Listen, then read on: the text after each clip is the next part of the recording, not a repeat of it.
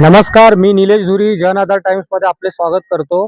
आपण सध्या पुणे येथील निळकंठेश्वर देवस्थान डोंजे या ठिकाणी आहोत आणि या ठिकाणी महादेवांचं जागृत असं देवस्थान आहे आणि हे देवस्थान व्यसनमुक्तीसाठी प्रसिद्ध आहे.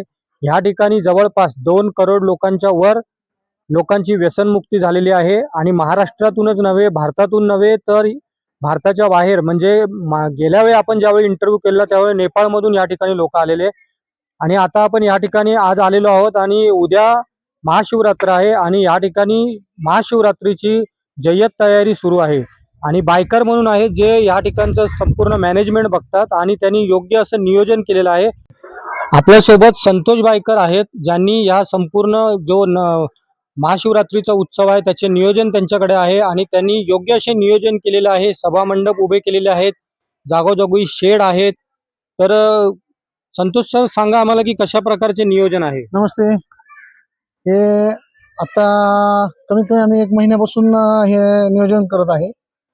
हे मंडपचं काम आहे, विशेष दर्शन व्यवस्था आहे तिकडं. त्यानंतर तसंच येणाऱ्या भाविकांसाठी दर्शन रांग कोणाला म्हणजे अडचण नाही हो त्यासाठी जागोजागी पाण्याचे स्टॉल उभा केलेले आहेत, जागोजागी चहाचे स्टॉल उभा केलेले आहेत. त्यानंतर येणाऱ्या भाविकांना व्यवस्थित दर्शन व्हावं म्हणून हे अशा प्रकारे दर्शन रांग बनवलेले आहे. तसेच तिकडं उन्हापासून संरक्षण होण्यासाठी तिकडल्या साईडला मोठा मंडप उभा आहे, तसेच खालच्या साईडला पण मंडप आहे. अशा प्रकारे येणाऱ्या भाविकांची आम्ही काळजी घेत असतो आणि यावर्षी मागच्या वर्षीपेक्षा यावर्षी कमीत कमी 3 ते 3.5 लाख पब्लिक ह्या वर्षी येण्याची शक्यता आहे. म्हणून येणाऱ्या भाविकांना कुठलाही त्रास न होणं व्हावं हे पूर्णपणे देवस्थान काळजी घेत असतं. यापूर्वी आम्ही ज्यावेळी बातमी करण्यासाठी आलो होतो त्यावेळी हे जे सभा मंडप आहे त्या ठिकाणी लाकडाचा जास्त उपयोग होत होता, परंतु आपण असं काय नियोजन केलं की आता हे एकदम व्यवस्थित असं सिस्टमॅटिक दिसतंय. आता काय होतं, दरवर्षी या ठिकाणी पावसाचं प्रमाण जास्त असतं आणि पावसामुळे हे बांबू लाकूड हे पावसामुळे कुजतं. मग आम्ही त्याच्यावर थोडंसं जरा म्हणजे प्लॅन केला की बाबा आपण हे दरवर्षी 2-2.5 लाख रुपये घालण्यापेक्षा यावर्षी आपण म्हणलं असं करूया की पूर्णपणे MS मध्येच करू. म्हणून आम्ही पूर्णपणे असं MS मध्ये केलं, कारण की जास्तीत जास्त त्याचा उपयोग व्हावा आणि खराब न व्हावा ही आम्ही देवस्थानचं म्हणजे ही पाहत असतो. आता विहिरीचं पण आहे आणि भक्त निवास सुद्धा बांधण्याचं काम सुरू आहे असं ऐकण्यात आलं आहे ना, खालच्या साईडला पायथ्याला मोठं भक्त निवास चालू आहे आणि विहिरींच्या म्हणजे येणाऱ्या भाविकांना पाणी मिळावं, पशु पक्षी आहेत त्यांना पण पाणी मिळावं म्हणून देवस्थाननी विहिरीचं म्हणजे 7 विहिरी आहेत. एवढ्या मोठ्या प्रमाणात या ठिकाणी लोकांसाठी कार्य सुरू आहे तर कुठेतरी निधीचा प्रश्न असेल, कुठेतरी ह्या सर्व कामासाठी पैसे कमी पडत असतील तर आपण आमच्या प्रेक्षकांना काय आवाहन कराल किंवा जे या ठिकाणी ज्यांनी व्यसनमुक्ती करून जे गेलेले आहेत ते पुन्हा या ठिकाणी येत नाही आहेत आणि देवस्थानामध्ये थोडा निधीची कमतरता असे जाणवते, त्यामुळे आपण काय आवाहन कराल? मी भाविकांना हे सांगू शकतो की तुम्ही ज्यावेळेस व्यसन करत होता त्यावेळेस रोजचे कमीत कमी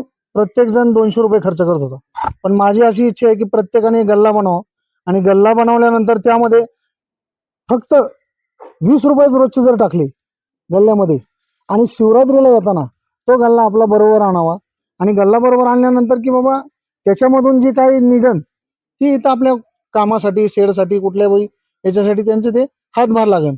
मी तर प्रत्येकाला हेच आवाहन करू शकतो. म्हणजे जवळपास 2 करोड लोकांनी व्यसनमुक्ती केली आहे, त्यातील जरी आपण 50% जरी पकडले तरी खूप मोठी अमाऊंट होते आणि देवस्थान आपलं जे उर्वरित जे लोक आहेत ज्यांना व्यसनापासून जे पीडित आहेत त्यांना त्याचा फायदा होऊ शकतो. बरोबर बरोबर.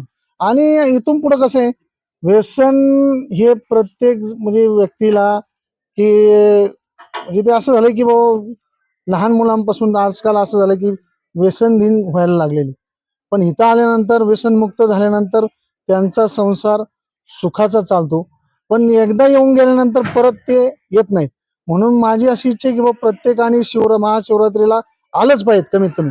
तसं तर असं आहे, मामांनी सांगितलेलं आहे तुम्हाला जे प्रभाव दिले जातात ते 3 महिन्यातून ते चेंज केलेच पाहिजे, कारण त्या प्रभावामध्ये जी ताकद असते 3 महिन्यानंतर ती कमी कमी कमी कमी होत जाते. कारण आपल्या घरामध्ये अडचण असती, कोण एक्सपायर झालेलं असतं किंवा पाहुण्यामध्ये एक्सपायर झालेलं असतं आणि मग तो जी त्याच्यावरती जे असर होतो तो प्रभावाचा पॉवर आहे तो कमी कमी कमी होत जातो. म्हणून प्रत्येकाने 3 महिन्याला नाही जमलं तर 4 महिने तरी आलंच पाहिजे आणि आपल्याला जे प्रभाव दिले जातात ते प्रभाव चेंज करून घेतले पाहिजे. धन्यवाद. अजून आपल्या म्हणजे घरामध्ये सुख शांती हे सर्व लागत राहील. धन्यवाद. तर हे होते संतोष बायकर आणि योग्य असं त्यांनी धन्यवाद. आपल्याला मार्गदर्शन सांगितलेलं आहे आणि कुठेतरी निधीची जी कमतरता आहे त्याबाबत देखील त्यांनी उपाय सांगितलेला आहे आणि आपण आशा करूया की संतोष बायकर असताना येथील शिवभक्तांना तरी त्रास होणार नाही.